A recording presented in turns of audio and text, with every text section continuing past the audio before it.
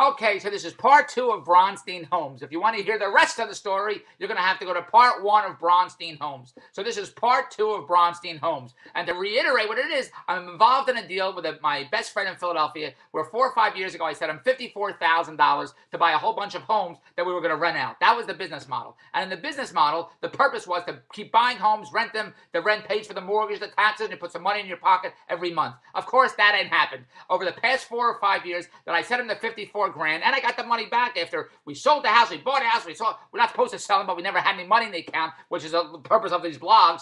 I got all the money back, and on Sunday, I have a meeting with him a few weeks ago in Philadelphia, and he said, Dave, I got to tell you something. I got 11 homes in foreclosure and a house we own together I haven't paid in 3 months. And that's what he said to me.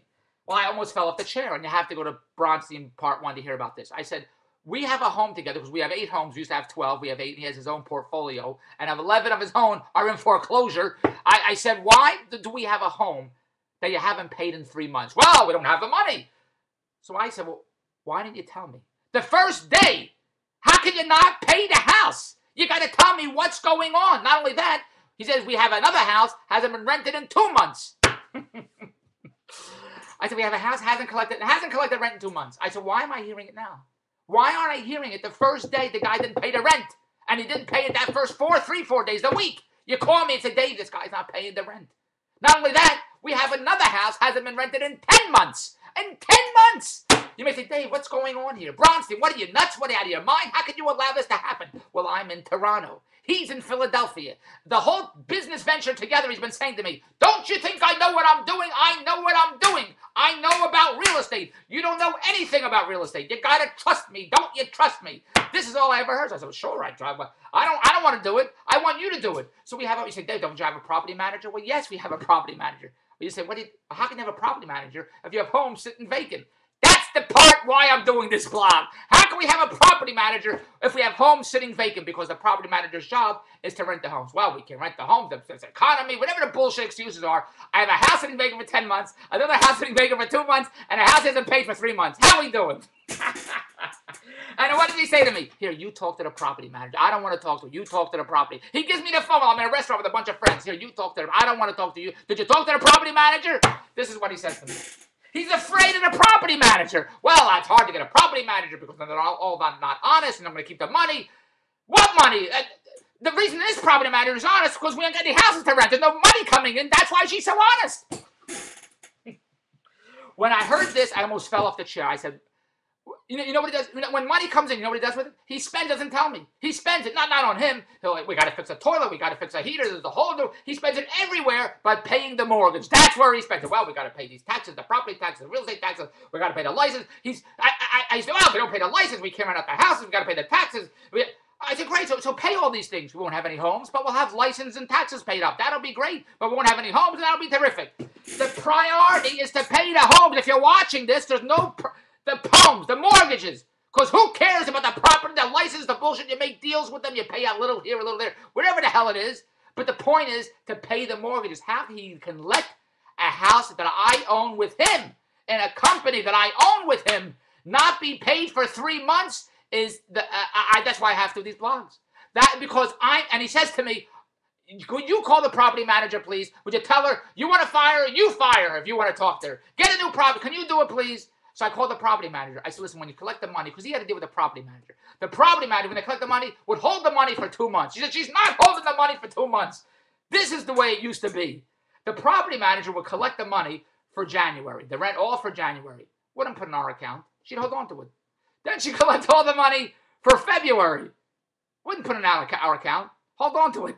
Then in March, collect all the money for March, and on March 15th, she'd put in the money from January. Does anything? And he says, she's not holding it for 2 months. She put the money in March.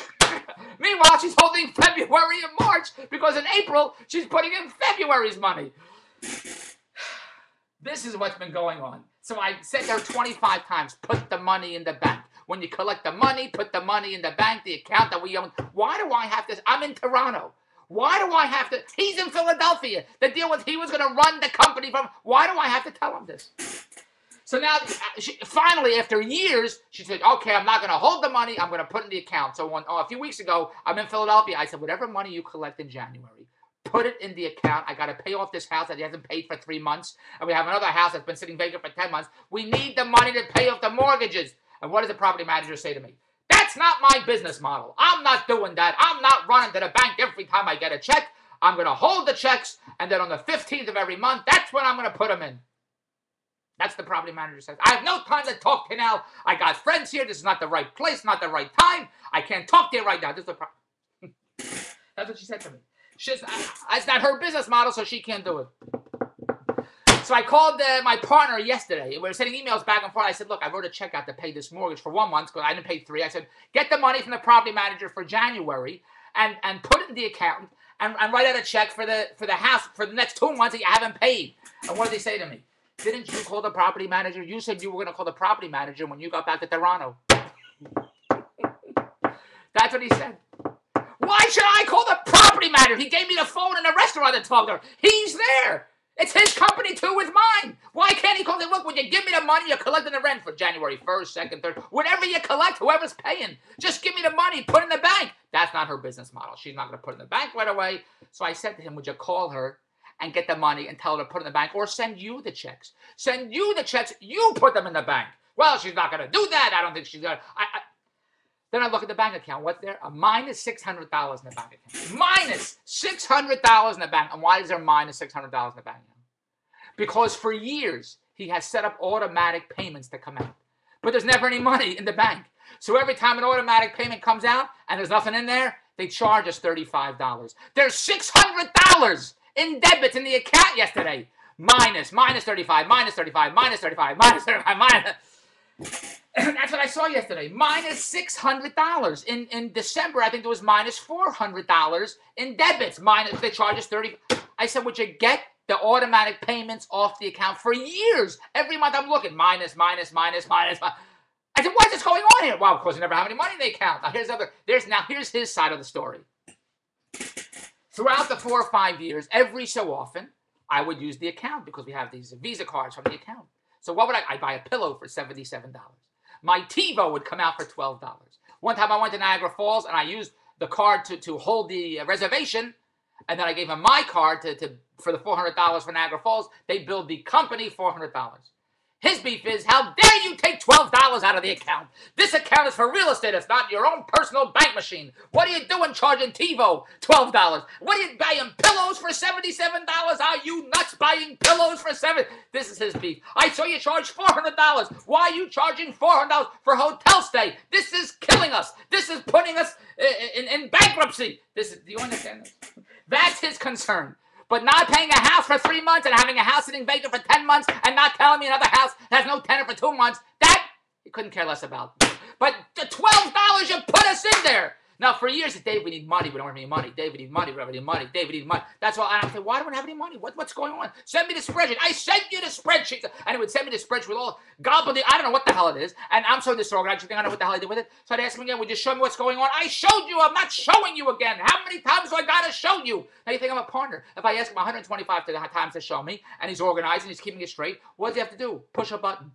Okay, Dave, here it is. I'll send it to you again. Okay, Dave, here it is. Because he's updating it every hour, every minute, every day. You think he has it right there. So when I ask him, look, send me again what's going on. Send me the spreadsheet. Show me the financial. Show me why we don't have any money. All right, I'll send it to you. I don't get that. You know what I hear? How many times do I got to send it to you? What, are you out of your mind? I've sent it to you so...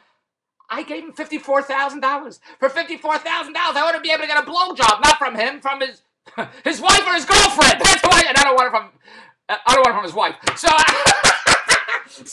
don't want it. What I'm trying to say is, this is his concern. The $12, the $400, the $77 pillows. I gave him $54,000. You think I ought to be able to buy $77 pillows? This is what's going on, and this is why I have to do these blogs. So where is it at now? Yesterday, he sends me an email. Look, there's minus $600 in the account. Can you tell the property manager to send the money to me? And then I'll pay the mortgages of this house that hasn't been paid for 3 months. I said, send the money to me. Send the money to me and I'll pay it. Send it to you. You'll spend the money. That's what he says to me. After he puts a house almost in foreclosure for 3 months and another house not being rented for 2 months, another house not being rented for 10 months, I said, have the property manager send me the money and I will. It's crazy because she's in Philadelphia too. Send me the money in Toronto and I'll pay the property in Philadelphia.